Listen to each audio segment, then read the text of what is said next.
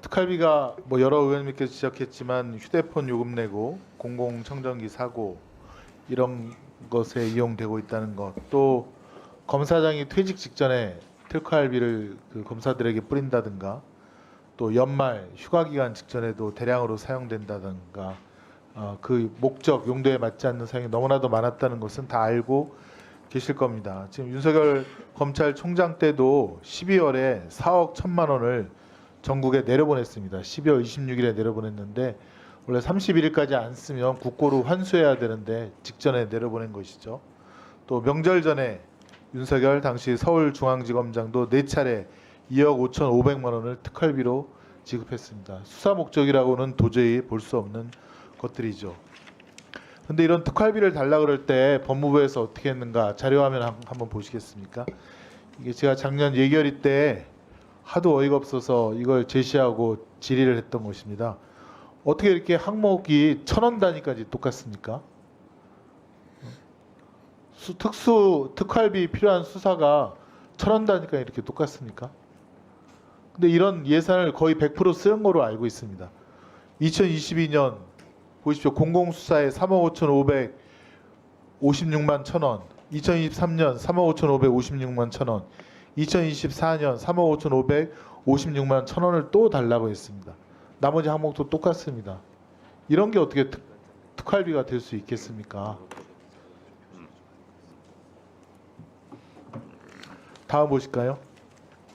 지금 유상무 의원님 지침 비공개라고 했는데 지침은 기재부가 편성 지침과 집행 지침을 만들어서 다 공개적으로 뿌립니다. 행정각부는 이걸 준수해서 특활비 신청하고 그다음에 특활비 집행할 때 유의하라고 다 공개적으로 다 뿌립니다. 보냅니다.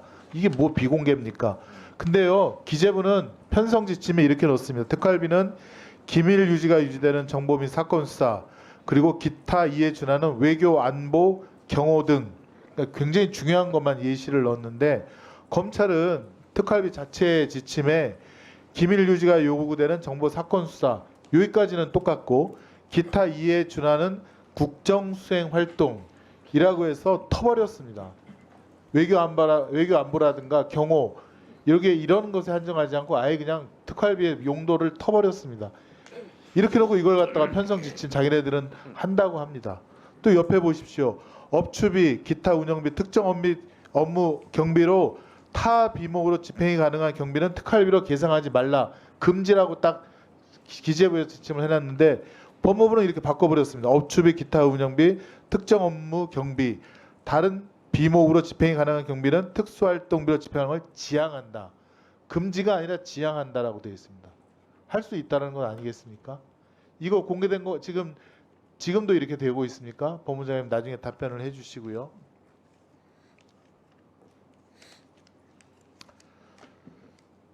자, 네 번째도 집행 지침에 있어서도 그렇습니다. 지금 기재부 2024년도 예산 집행 지침에 따르면 특활비는 실제 수행자에게 필요 시기에 따라 지급해야 된다라고 규정되어 있습니다.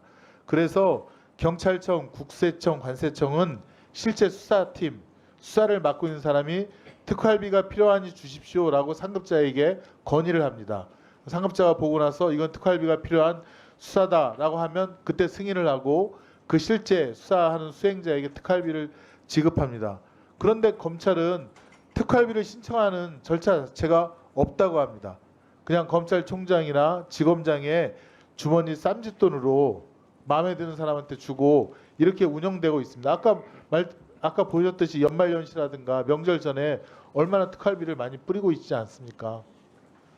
그런 점에서 반드시 특활비는 국회에 그 사용 내역을 제출하셔야 되고요.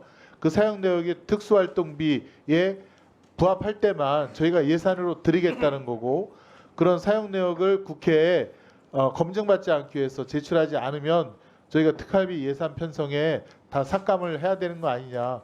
국민의 혈세가 낭비되는 거 아닙니까? 그래서 못 주겠다라고 하는 것입니다.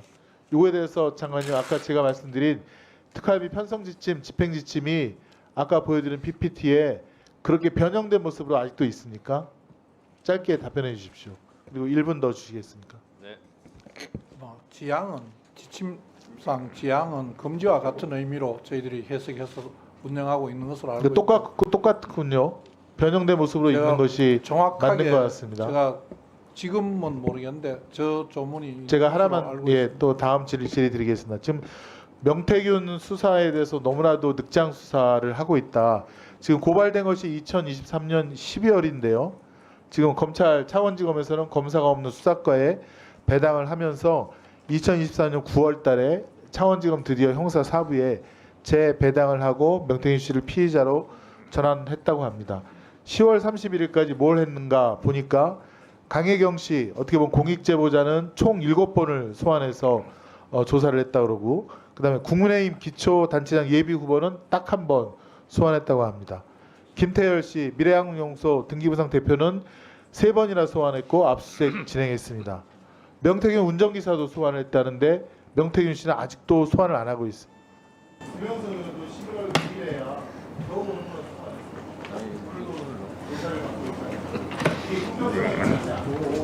핵심이 명태균이지 않는 명태균이다. 이 수사도 권력자의 정신을 말끔하게 써가지고 다른 부분에 있어서 수사단을 해서